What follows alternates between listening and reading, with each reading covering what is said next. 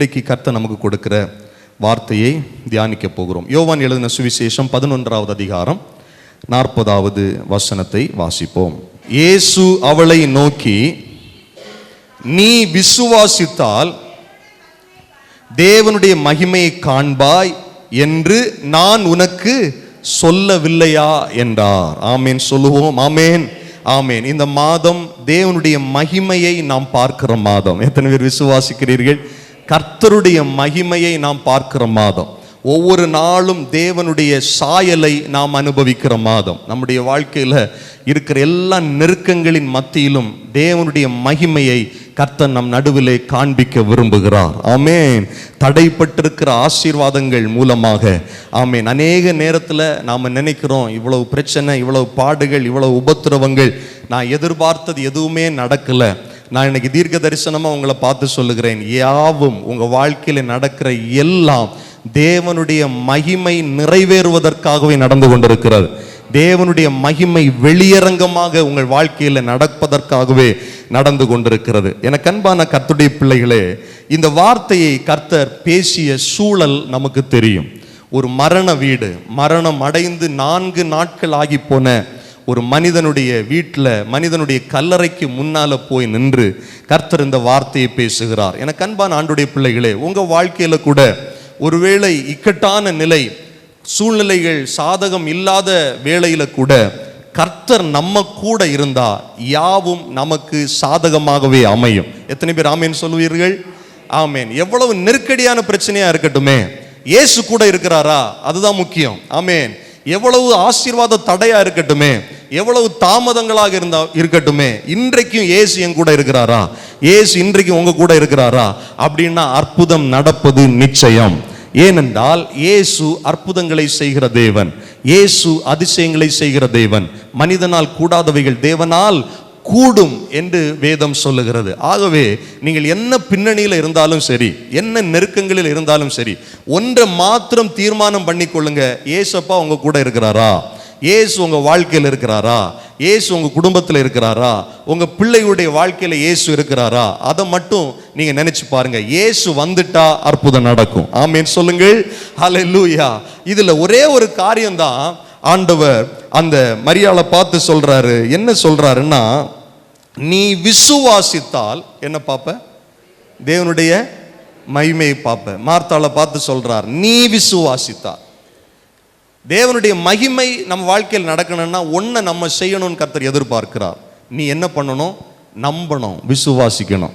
இக்கட்டான நிலையில நம்பணும், சாவிலே நம்பணும், பிரச்சனையிலே நம்பணும், இழப்புலே நம்பணும். நீ விசுவாசித்தாதான் தேவனுடைய மகிமையை பார்க்க முடியுமே தவிர, நீ விசுவாசிக்கலைன்னா ஒண்ணுமே பார்க்க முடியாது. அதனால் இந்த மாதத்தில் துவக்கத்திலே நீங்க ஒரு தீர்மானம் பண்ணுங்க. என்ன சூழ்நிலை இருந்தாலும், என்ன பிரச்சனை இருந்தாலும், இயேசுவின் மேல நான் வைக்கிற விசுவாசத்தை ஒரு நாளும் நான் தளர விடவே கூடாது. இயேசுவின் மேல வச்சிருக்கிற நம்பிக்கையை நான் தளர விடவே கூடாது.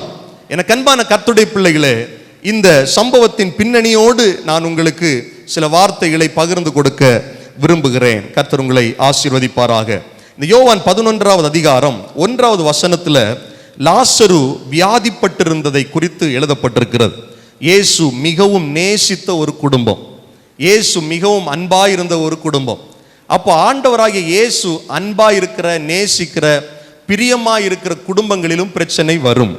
நாம் அநேக நேரத்தில் நினைக்கிறோம், நான் என்ன ஆண்டவர் நேசிக்கிறாரா இல்லையான்னே தெரியலையே, என் வாழ்க்கையில் திரும்ப திரும்ப பிரச்சனை வந்துகிட்டே இருக்கே அப்படின்னு சொல்லி சோர்ந்து போவோம்.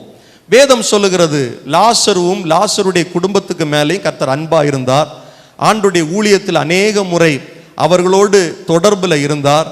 ஆனாலும் அந்த குடும்பத்தில் ஒரு பெரிய இழப்பு வருகிறது. சில நேரத்தில் நமக்கு வாழ்க்கையில் பிரச்சனை வரும்போது நம்முடைய அயலகத்தார் சொல்லுவாங்க, ஆண்டவர் இயேசு இயேசுன்னு ஓடுனானே, இயேசு இயேசுன்னு சபைக்கு ஓடுனானே, அவன் வாழ்க்கையில் பாரு எவ்வளவு தீமையான காரியங்கள் நடக்கிறது என்று சொல்லி அயலகத்தார் சொல்லுவார்கள். சில நேரத்தில் நம்மவே சொல்லுவோம், சர்ச்சுக்கு போய் என்ன பார்த்தோம், ஒன்றுமே நடக்கல, வாழ்க்கையில் பிரச்சனைக்கு மேலே பிரச்சனை வந்து கொண்டே இருக்கிறது. இங்கே சொல்லப்பட்டிருக்கிறது, லாசரு என்னும் ஒருவன் வியாதிப்பட்டிருந்தான். 3வது வசனம், அப்பொழுது அவனுடைய சகோதரிகள், ஆண்டவரே நீர் சிநேகிக்கிறவன் வியாதியா இருக்கிறான் என்று சொல்ல அவரிடத்திற்கு ஆள் அனுப்புகிறார்கள். அப்போ லாசருவை இயேசு மிகவும் நேசித்தார். நீர் சிநேகிக்கிறவன் வியாதியாய் இருக்கிறான் என்று அவருக்கு சொல்ல ஆள் அனுப்பினார். 4வது வசனம் பாருங்க. இயேசு அதை கேட்டபோது, இந்த வியாதி மரணத்திற்கு ஏதுவாயிராமல் தேவனுடைய மகிமை விளங்குவதற்கு ஏதுவாயிருக்கிறது, தேவனுடைய குமாரனும் அதிலே மகிமைப்படுவார். இன்றைக்கு சிலரை பார்த்து கர்த்தருடைய வார்த்தை வருகிறது. உங்கள் வாழ்க்கையில் நீங்கள் படுகிற பிரச்சனை, அது வியாதியாக இருக்கலாம், இல்லைன்னா உங்கள் வாழ்க்கையில் சில உபத்திரவங்களாக இருக்கலாம், பொருளாதார நெருக்கடியாக இருக்கலாம். கர்த்தர் தெளிவாக இன்னைக்கு உங்களை பார்த்து சொல்லுகிற ஒரு காரியம் என்னன்னா, இந்த குறிப்பிட்ட காரியம் என்னை வீழ்த்துமோ, இந்த குறிப்பிட்ட காரியத்தில் நான் அமிழ்ந்து விடுவேனோ, இந்த குறிப்பிட்ட காரியத்தில் என் வாழ்க்கை முடிஞ்சிருமோன்னு நினைச்சு நீங்க இருக்கிறீங்க இல்லையா? கர்த்தர் உங்களை பார்த்து சொல்றார், இது மரணத்திற்கு ஏதுவானது அல்ல, இது முடிவுக்கு ஏதுவானது அல்ல, இது உங்களுடைய அழிவுக்கு ஏதுவானதல்ல. இந்த பிரச்சனையின் மூலமாக தேவனுடைய நாமம் உங்கள் நடுவிலே மகிமைப்பட போகிறது. அல்லேலூயா. யாருக்கும் அல்லேலூயா வரவே இல்லையே. எத்தனை பேர் விசுவாசிக்கிறீங்க? இயேசு தெளிவாய் சொன்னார், இந்த வியாதி மரணத்திற்கு ஏதுவான வியாதியாயிராமல் தேவனுடைய மகிமை விளங்குவதற்கு ஏதுவாயிருக்கிறது, தேவனுடைய குமாரனும் அவரில் அதனால் மகிமைப்படுவார். 5வது வசனம் பாருங்க. இயேசு மார்த்தாளிடத்தில் அவனுடைய சகோதரியினிடத்திலும் லாசருவிடத்திலும் அன்பாயிருந்தார். திரும்ப திரும்ப இந்த வார்த்தை வந்து கொண்டே இருக்கிறது. அந்த குடும்பத்துக்கு மேல் அவர் அவ்வளவு அன்பு வைத்திருந்தார். வேதம் சொல்லுகிறது, யாரெல்லாம் கர்த்தர் நேசிக்கிறாரோ அவங்க வாழ்க்கையில் என்னெல்லாம் நடக்குதோ சகலமும் நன்மைக்கு ஏதுவாகவே நடக்கிறது, நன்மைக்கு ஏதுவாகவே நடக்கிறது.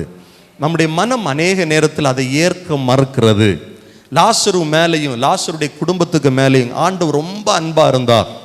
ஆண்டவர் கேள்விப்படுறார், லாசரு வியாதிப்பட்டிருக்கிறான்னு சொல்லி கேள்விப்படுகிறார். கேள்விப்பட்ட போது அந்த வார்த்தையை சொல்லுகிறார், ரொம்ப அன்பா இருந்த அந்த குடும்பத்தில் பிரச்சனை வருது, ரொம்ப அன்பா இருக்கிற அந்த குடும்பத்தில் வியாதி வருது அப்படின்னு சொல்லி ஆண்டவர் சோர்ந்து போகல. ஒருவேளை நம்முடைய வாழ்க்கையில இவ்வளவு பிரச்சனை இருக்கும்போது, இவ்வளவு பாடுகள் இருக்கும்போது கர்த்தருக்கு தெரியும், என் பிள்ளைக்கு நிச்சயமா இதுல இருந்து ஒரு விடுதலை உண்டு, விடுதலையை காணும் போது என்னுடைய நாமமும் மகிமைப்படும் என்று. அல்லேலூயா, அல்லேலூயா, ஆமென். வேதம் சொல்லுகிற 6வது வசனம், வியாதியா இருக்கிறதாக அவர் கேள்விப்பட்ட போது தாம் இருந்த இடத்திலே பின்னும் 2 நாள் தங்கினார். இந்த வார்த்தை ரொம்ப முக்கியம் பாருங்க. ஆண்டவருக்கு தெரியுது அவன் வியாதியா இருக்கிறான், ஆண்டவருக்கு தெரியுது அந்த குடும்பத்தில் ஒரு பிரச்சனை இருக்கு, ஆண்டவருக்கு தெரியுது இந்த குடும்பம் ரொம்ப மோசமான சூழ்நிலையில போயிட்டு இருக்கு, ஆண்டவருக்கு தெரியுது இவன் வேலையில் ஒரு பிரச்சனை இருக்கு, கர்த்தருக்கு தெரியுது இவன் தொழில் வர வர ரொம்ப மோசமா போயிட்டே இருக்கு. நான் சொல்லுகிறேன், கர்த்தருக்கு தெரியாத காரியம் ஒண்ணுமே இல்லை. ஆண்டவருடைய கண்களுக்கு மறைவா எதுவுமே இல்லை. நம்ம வாழ்க்கையில் நடக்கிற சின்ன சின்ன காரியங்களா இருக்கட்டும், பெரிய பெரிய காரியங்களா இருக்கட்டும், எல்லாமே ஆண்டவருக்கு அறிந்துதான் நடைபெறுகிறது என்பதை நீங்களும் நானும் அறிந்து கொள்ள வேண்டும். ஆமென். கர்த்தருக்கு தெரிந்தும் பைபிள் சொல்லுது 2 நாள் அவர் அங்கேயே தங்கிட்டார். நிறைய நேரத்தில் நாமளும் நினைக்கிறோம், இது கர்த்தருக்கு தெரியாதா? டெய்லி நான் ஜெபம் பண்ணிக்கிட்டே இருக்கிறேன், ஆண்டவரே எனக்கு இந்த வியாதி இருக்கு, டெய்லி ஜெபம் பண்றேன், என் வாழ்க்கையில இவ்வளவு பிரச்சனை இருக்கு, உமக்கு கண் இருக்கா, காது இருக்கா, மூக்கு இருக்கா, கேட்டும் கேளாதவர் போல இருக்கிறீரே, என் வீட்டுக்கு வரலையே, என் வாழ்க்கையில் ஒரு அற்புதம் செய்யலையே, சுத்தி நடக்கிற எல்லாருக்கும் அற்புதம் நடக்குது, சுத்தி இருக்கிற எல்லாருடைய ஜெபங்களும் கேட்கப்படுது, என் ஜெபம் மாத்திரம் கேட்கப்படலையே, ஏன் மௌனமா இருக்கிறீர்? அநேக நேரத்தில் நாம அதான் சொல்றோம், ஆண்டவர் ஏன் பொறுமையா இருக்கிறார், ஆண்டவர் ஏன் எனக்கு மட்டும் இறங்கல, ஆண்டவர் ஏன் எனக்கு மட்டும் உதவி செய்யல? வேதம் சொல்லுகிற அவர் தெரிந்தும் 2 நாள் அங்கேயே இருந்து விட்டார். வேத வசனம் சொல்லுகிறது திரும்ப 14வது வசனத்துல, அப்பொழுது இயேசு அவர்களை நோக்கி, லாசரு மரித்து போனான் என்று வெளிப்படையாக சொன்னார். ஆமென். லாசரு மரித்து போனான் என்று வெளிப்படையாய் சொன்னார். அப்போ முதல்ல வியாதியா இருக்கும்போது கர்த்தருக்கு தெரியும், அவன் மரித்து போன போதும் கர்த்தருக்கு தெரியும். நீங்க படுகிற பிரச்சனை ஆண்டவருக்கு தெரியும். உங்க பிரச்சனை ரொம்ப ரொம்ப அதிகமா போகும்போது கர்த்தருக்கு தெரியும். அந்த பிரச்சனையில நீங்க சிக்கிட்டீங்க, அதுல இருந்து வெளியே வர முடியாம இருக்கிறீங்க, அதுவும் கர்த்தருக்கு தெரியும். ஆமென். என் தேவனுக்கு தெரியாத காரியம் ஒன்றுமே இல்லை. வேதம் சொல்லுகிறது 15வது வசனம், நான் அங்கே இராததினால் நீங்கள் விசுவாசம் உள்ளவர்களாகிறதற்கு ஏது உண்டென்று உங்கள் நிமித்தம் சந்தோஷப்படுகிறேன், இப்பொழுது அவனிடத்திற்கு போவோம் வாருங்கள் என்றார். 20வது வசனம், இயேசு வருகிறார் என்று மார்த்தாள் கேள்விப்பட்ட போது அவருக்கு எதிர்கொண்டு போனாள். மரியாளோ வீட்டிலே உட்கார்ந்திருந்தாள். மார்த்தாள் இயேசுவிடத்தில் வந்து, ஆண்டவரே, நீர் இங்கே இருந்தீரானால் என் சகோதரன் மரிக்க மாட்டான் என்று சொன்னார். நல்ல கவனிங்க. இயேசு வருகிறார் என்று மார்த்தாள் கேள்விப்படுறா. வீட்டிலேருந்து ஓடி போறா. இயேசு பக்கத்தில் போய் சொல்றா, ஆண்டவரே, நீர் முன்னாலே இங்கே இருந்திருந்தீர்னா என் சகோதரன் மரிச்சிருக்க மாட்டான், அவன் செத்திருக்க மாட்டான். நாம் அநேக நேரத்தில் தான் நினைக்கிறோம், நேற்றுக்கு என்னுடைய ஜெபம் கேட்கப்பட்டிருந்ததுன்னா, முந்தா நேற்று என் ஜெபம் கேட்கப்பட்டிருந்தேன்னா, 1 வருஷத்துக்கு முன்னால் இயேசு என்னை தேடி வந்திருந்தாருன்னா. நான் சொல்லுவேன், எதுவுமே தாமதம் இல்லை. நான் எப்போவுமே சொல்லுகிற ஒரு வார்த்தை தான், உங்களுக்குள்ள இன்னைக்கும் ஜீவன் இருக்கிறது உண்மைன்னா ஆண்டுடைய வார்த்தை தாமதம் இல்லாமல் உங்கள் வாழ்க்கையில் அற்புதத்தை செய்யும், உங்கள் வாழ்க்கையில் அதிசயத்தை செய்யும். நான் ஆராதிக்கிற இயேசு நீங்கள் நினைப்பதை விட பெரியவர். ஆமென். நாம் ஆராதிக்கிற இயேசு சூழ்நிலைகளுக்கு அப்பாற்பட்டவர். நாம் ஆராதிக்கிற இயேசு காலம் கடந்தும் அற்புதம் செய்பவர். வேதம் சொல்லுகிறது, ஆண்டுடைய வாக்கு தத்தங்கள் வசனங்களுக்கு அழிவே கிடையாது. வானமும் பூமியும் ஒளிந்து போகும், அவருடைய வார்த்தைகள் ஒரு நாள் ஒளிந்து போகாது. நான் உங்களுக்கு சொல்லி இருக்கிறேன், ஆண்டுடைய வாக்கு தத்தங்களுக்கு மாத்திரம் கால அவதியே கிடையாது, எக்ஸ்பைரி டேட்டே கிடையாது.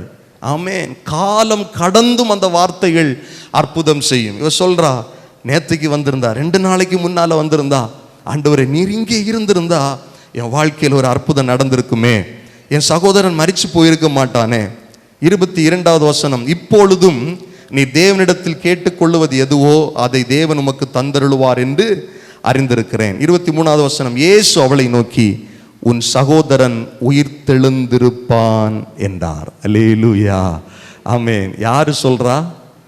இயேசு சொல்லுகிறார். இன்னைக்கு உங்களை பார்த்து இயேசு சொல்லுகிறார், மரித்து போயிருக்கிற உங்கள் வாழ்க்கையில் அது எதுவாக இருக்கட்டும், அது பொருளாதாரமாக இருக்கட்டும், உங்கள் வாழ்க்கையில் எந்தெந்த காரியம் செத்து போயிருக்கோ அது திரும்ப உயிர் பெறும் என்று கர்த்தர் சொல்லுகிறார். எந்தெந்த காரியம் டெட் எண்டில் இருக்கோ அது திரும்ப உயிர் தெழும் என்று கர்த்தர் சொல்லுகிறார். ஆமென். யார் சொல்றான்னா, உயிர்த்தெழுந்த இயேசு சொல்லுகிறார். உயிர்த்தெழுந்த இயேசுவின் வல்லமை இன்றைக்கு நம்முடைய வாழ்க்கையில அற்புதம் செய்ய உண்மை உள்ளது.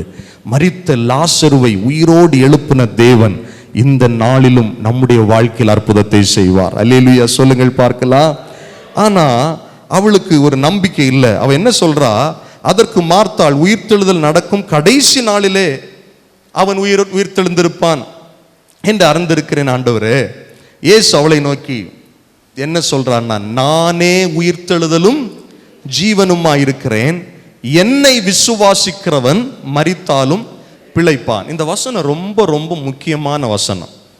இந்த வசனத்தை நீங்க ஆழமா தியானிச்சு பார்த்தீங்கன்னா, நேற்றைக்கு நாம உயிர்ப்பின் பண்டிகையை கொண்டாடணும், ரிசரக்ஷன் டே கொண்டாடணும் இல்லையா? இந்த வசனம் என்ன சொல்றதுன்னா, நானே உயிர்த்தெழுதல் அப்படின்னா ரிசரக்ஷனே நான் தான், உயிர்த்தெழுதலே நான் தான் சொல்லுது. அப்படின்னு சொல்லிட்டு சொல்லுது, நானே ஜீவனுமா இருக்கிறேன். ஆமென். உயிரோட இருக்கிறவங்களை கொலை செய்ய முடியும், உயிரை கொலை செய்ய முடியுமா? நான் சொல்றது எத்தனை பேருக்கு புரியுது? எனக்கு உயிர் இருக்கு, எனக்குள்ள உயிர் இருக்கு, என்ன ஒரு ஆள் கொலை செஞ்சிடலாம், ஆனா அந்த உயிரை கொலை செய்ய முடியுமா? இயேசு என்ன சொல்றாருன்னா, நான் தான் ரிசரக்ஷன், நான் தான் உயிர்த்தெழுதல், நான் தான் ஜீவன், நான் தான் லைஃபே, நான் தான். ஜீவனை யாரு கொலை செய்ய முடியும்? அதுதான் சீஷர்கள் சொன்னாங்க, ஜீவாதிபதியை கொலை செய்தார்கள். ஜீவனின் அதிபதி அவர்தான் இயேசு.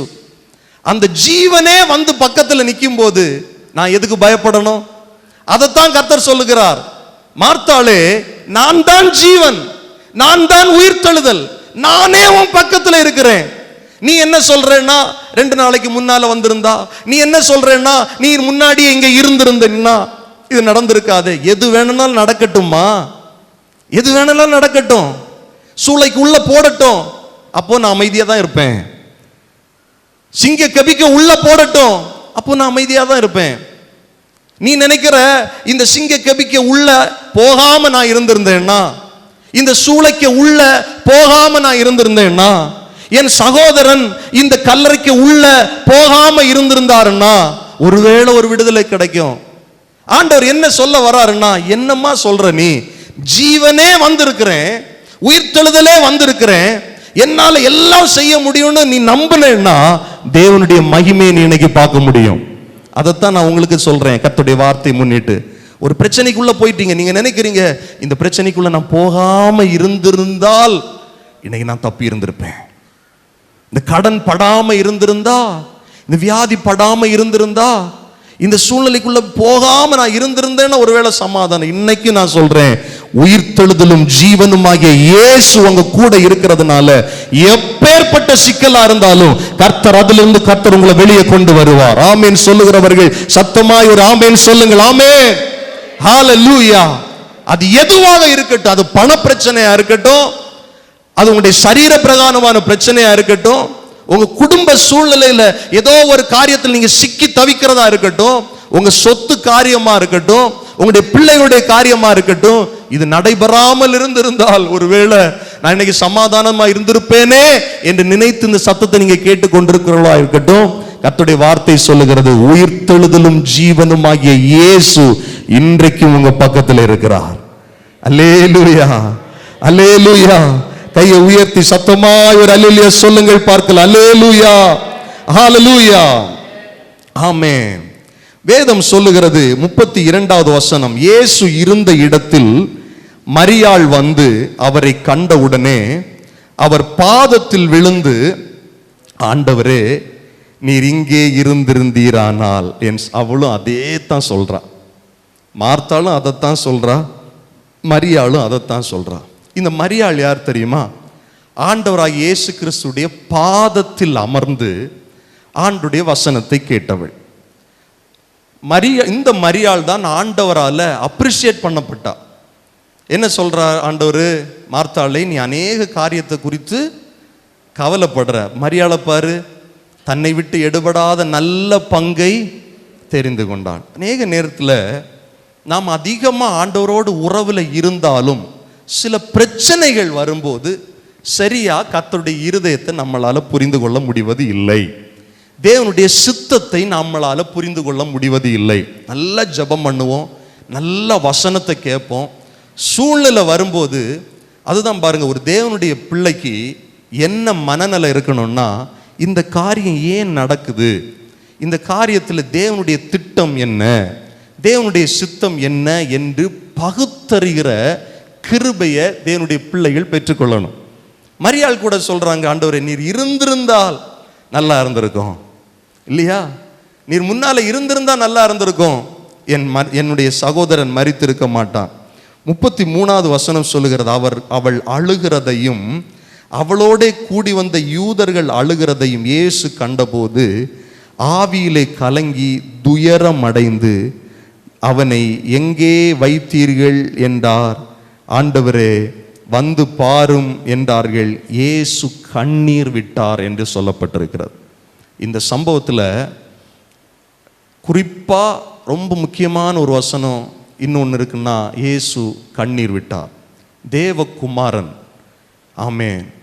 நல்ல கவனிங்க, நாம அழுகிறத பார்த்து நாம பிரச்சனையில் நிறைய பேர் கர்த்தர் என்ன நினைக்கிறான், தெய்வத்தை என்ன நினைக்கிறாங்கன்னா, உலகத்திலே இருக்கிற பெரிய சேடிஸ்ட் வந்து தெய்வம் தான், நான் என்ன அளவச்சு சந்தோஷப்படுற ஆள்,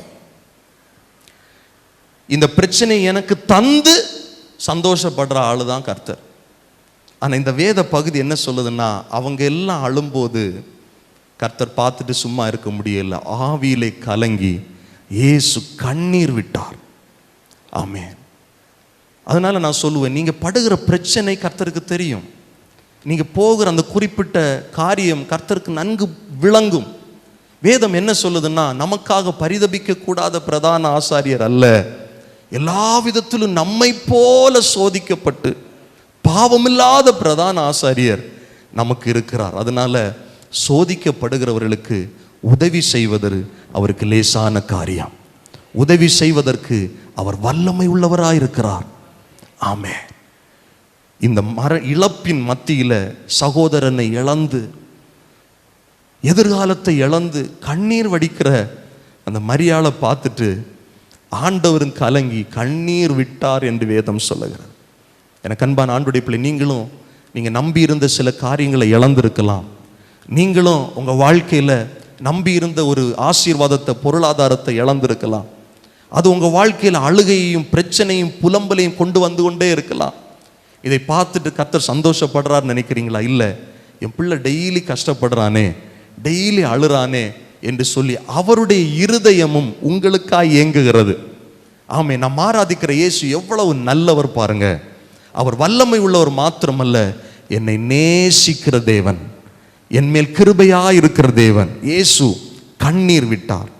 வேதம் சொல்லுகிறது 36வது வசனம், அப்பொழுது யூதர்கள், இதோ இவர் அவனை எவ்வளவாய் சிநேகித்தார்கள் என்றார்கள். அவர்களில் சிலர், குருடருடைய கண்களை திறந்த இவர் இவனை சாகாமல் இருக்க பண்ணவும் கூடாதா என்றார்கள். அப்ப கவனிங்க, மரியாளுடைய ஸ்டேட்மெண்ட், மார்த்தாளுடைய ஸ்டேட்மெண்ட், கூட கூடி இருந்தவங்க ஸ்டேட்மெண்ட் எல்லாமே ஒத்து போகிறது. எல்லாரும் என்ன நம்புனாங்கன்னா, ஒரு பிரச்சனைக்கு முன்னால, ஒரு பிரச்சனை வர்றதுக்கு முன்னால இவரால அற்புதம் செய்ய முடியும். நாம சில நேரம் சொல்லுவோம் பார்த்தீங்களா, அணை கடந்த வெள்ளம் அழுதாலும் என்ன பண்ணாது, வராது. கேள்விப்பட்டிருக்கிறீங்களா? ஆமேன். அணையிலிருந்து தண்ணி வெளியே வந்துருச்சுன்னா என்னதான் செஞ்சாலும் திரும்ப அணைக்குள்ள வர வாய்ப்பே இல்லை. இயேசுவை இவர்கள் எப்படி நினைச்சாங்கன்னா, அவர் இருந்திருந்தா சுகத்தை கொடுத்திருப்பார், அவர் இருந்திருந்தா செத்து போகாம இருந்திருப்பான். ஆனா செத்த பிறகு, பிரச்சனை வந்த பிறகு, பிரச்சனையில மாற்றின பிறகு இவரால ஒன்றும் செய்ய முடியாது. எவ்வளவு நேசிக்கிறார் இந்த குடும்பத்தை அப்படின்னா, இந்த பிரச்சனை வராமலே தடுத்திருக்கலாமே. சில நேரத்தில் சில நான் சொல்றதை கேள்விப்பட்டிருக்கிறேன், இந்த திருமண காரியம் கர்த்தருக்கு சித்தம் இல்லைன்னா இது நடக்காம இருக்க கர்த்தர் தடுத்திருக்கலாம் இல்லையா? என்ன கர்த்தர் நேசிக்கிறாருன்னா இந்த பிரச்சனை வராமலே ஆண்டவர் தடுத்திருக்கலாம் இல்லையா? அவருடைய சித்தம் இது இல்லைன்னா என்ன தடுத்திருக்கலாம் இல்லையா? நான் சொல்லுவேன், பிரச்சனைகளை கடந்து, காலம் கடந்தும் கர்த்தரால் அற்புதம் செய்ய முடியும். திரும்ப திரும்ப அதை தான் சொல்றேன். ஆனா அங்க கூடி இருந்தவங்க என்ன சொல்றாங்க?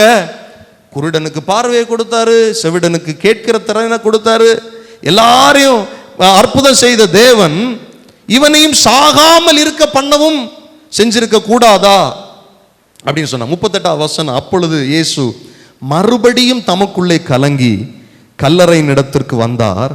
அது ஒரு குகையாயிருந்தது, அதன் மேல் ஒரு கல் வைக்கப்பட்டிருந்தது. இயேசு என்ன சொன்னார்? கல்லை எடுத்து போடுங்கள் என்று சொன்னார். திரும்பவும் அம்மா வராங்க, மார்த்தாள் அம்மா வந்து என்ன சொல்றாங்க? மரித்தனுடைய சகோதரியாக மார்த்தாள் அவரை நோக்கி, ஆண்டவரே, இப்பொழுது நாருமே 4 நாளாயிட்டு, கல்லை எடுக்காதீங்க ஆண்டவரே. சுத்தி எல்லா ஊர்க்காரங்களும் நிற்கிறாங்க, குடும்பம் எல்லாம் நிற்கிது. நாங்கள் அடக்கம் பண்ண முன்னால் நீங்கள் வந்திருந்த அவள் என்ன அவள் யோசிச்சிருக்கணும்னு நான் நினைக்கிறேன்னா, கடைசியாக ஒரு முறை அவனுக்கு முகத்தை நான் பார்த்துரட்டும் அப்படின்னு ஆண்டவர் விரும்புகிறாரோ என்னமோ தெரியல. அப்படி முகத்தை பார்க்கணுன்னா செத்த உடனே வந்து பார்த்துருக்குறாள் ஆண்டவரே. இப்போ நீங்கள் திறந்தீங்கன்னா பயங்கரமாக நாத்தம் வரும். 4 நாள் ஆயிடுச்சு, என் சகோதரன் செத்து 4 நாள் ஆயிடுச்சு.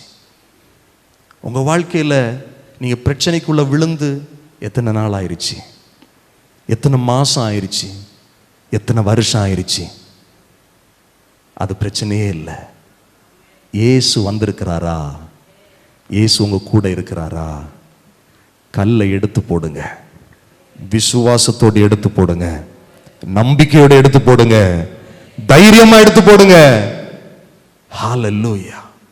அது நாத்தம் பிடிச்சிருந்தாலும், அழுகி போயிருந்தாலும், மண்ணோடு மண்ணா மக்கி போயிருந்தாலும், என் தேவன் உயிர்த்தெழுதலும் ஜீவனுமாயிருக்கிற தேவன், உயிர் பெற செய்ய வல்லமை உள்ளவர். ஹல்லேலூயா, ஹல்லேலூயா.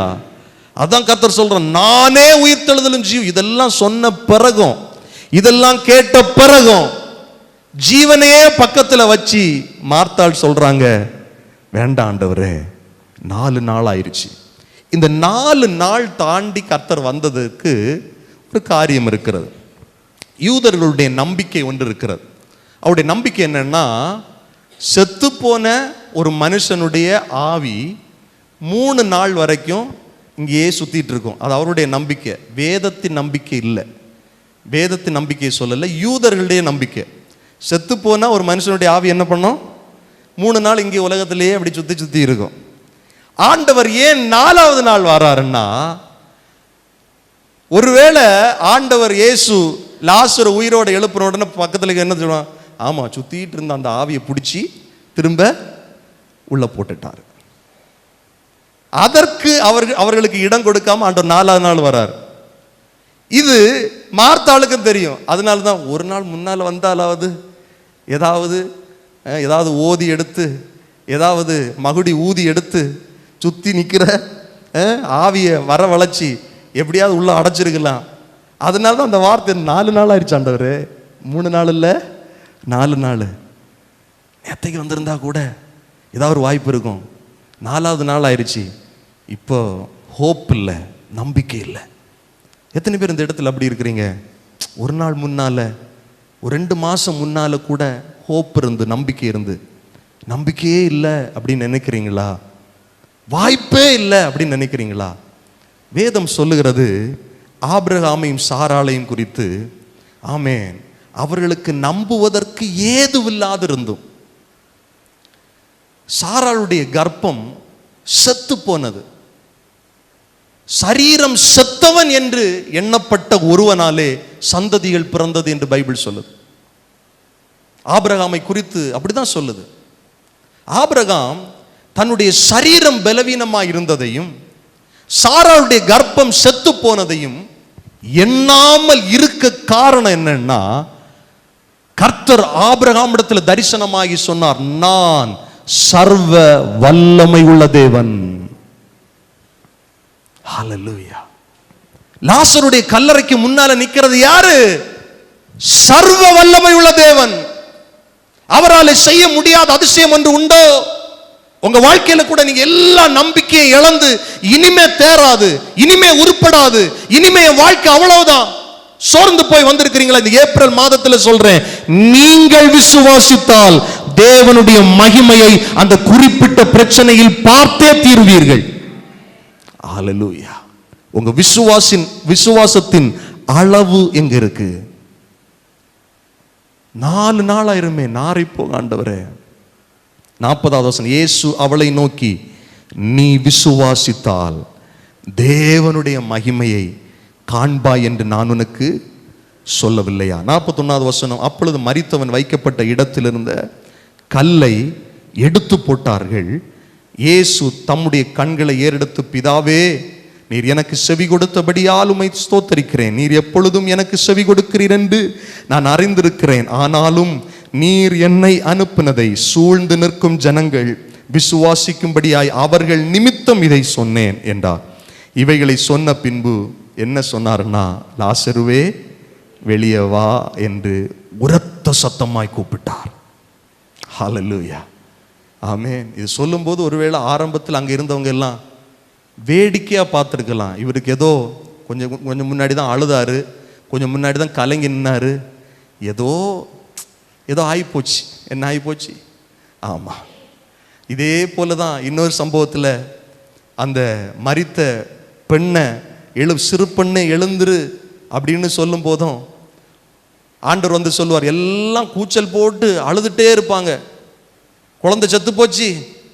இவர் ஆண்டவர் உள்ள வந்து சொல்லுவார், பிள்ளை சாகலை, தூங்குதுன்னு சொல்லுவார். அங்கே இருந்தவெல்லாம் சிரிச்சிருவான். மரண வீடு சிரிப்பு வீடா மாறிடும். சில சம்பவங்கள் எல்லாம் பார்த்துருப்பீங்களா? ரொம்ப வேதனையாக இருக்கும்.